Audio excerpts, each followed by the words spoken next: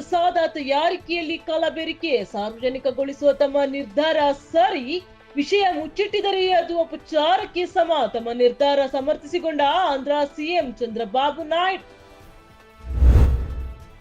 ಯೋಗ್ಯತಾ ಪರವಾನಗಿ ಇಲ್ಲದೆ 8 ಬಾರಿ ವಿಮಾನ ಹಾರಾಟ, ಏರ್ ಇಂಡಿಯಾಕ್ಕೆ 1 ಕೋಟಿ ರೂಪಾಯಿ ದಂಡ ವಿಧಿಸಿದ ನಾಗರಿಕ ವಿಮಾನಯಾನ ನಿರ್ದೇಶನಾಲಯ.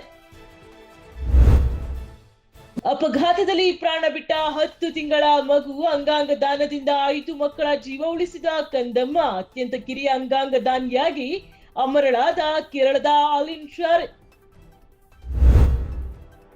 ಸಮಾಜಘಾತುಕ ಸಂಘಟನೆಗಳಿಗೆ ಹೆದರಬೇಕಿಲ್ಲ, ಪ್ರೇಮಿಗಳು ಧೈರ್ಯದಿಂದ ಮುಕ್ತವಾಗಿ ಪ್ರೇಮಿಗಳ ದಿನ ಆಚರಿಸಿ, ಪ್ರೀತಿಯ ಸೈನಿಕರಾಗಿ ನಾವಿದ್ದೀವಿ, ರಾಜ್ಯ ಯುವ ಕಾಂಗ್ರೆಸ್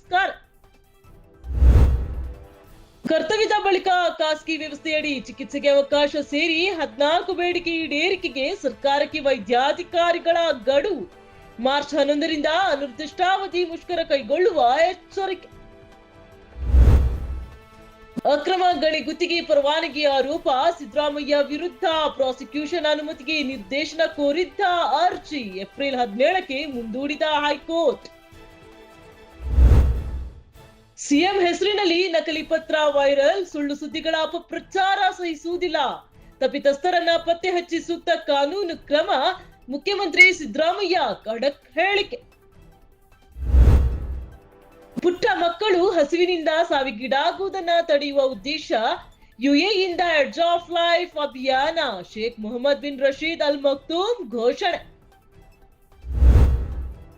ಪಿಒಕೆ ಭಾರತದ ಭೂಭಾಗ ಎಂದು ತೋರಿಸಿದ ಅಮೆರಿಕ ನಕ್ಷೆ, ದೇಶದ ಅಧಿಕೃತ ನಕ್ಷೆಗೆ ಅಮೆರಿಕದ ಮಾನ್ಯತೆ ನೋಡಿ ಕಂಗಾಲಾದ ಪಾಕ್, ಅಮೆರಿಕ ನಕ್ಷೆ ಹಿಂಪಡೆಯಲು ನಾನೇ ಕಾರಣ ಎಂದು pose. ICC T20 world cup tourney, Pak ವಿರುದ್ಧ ನಾಳೆ ನಡೆಯುವ ಪಂದ್ಯದಲ್ಲಿ ಹರ್ಷದೀಪ್ ಬದಲು ಕುಲದೀಪ್ ಆಡಬೇಕು, ಮಾಜಿ ಕ್ರಿಕೆಟಿಗ ಸುನಿಲ್ ಗವಾಸ್ಕರ್ ಸಲಹೆ.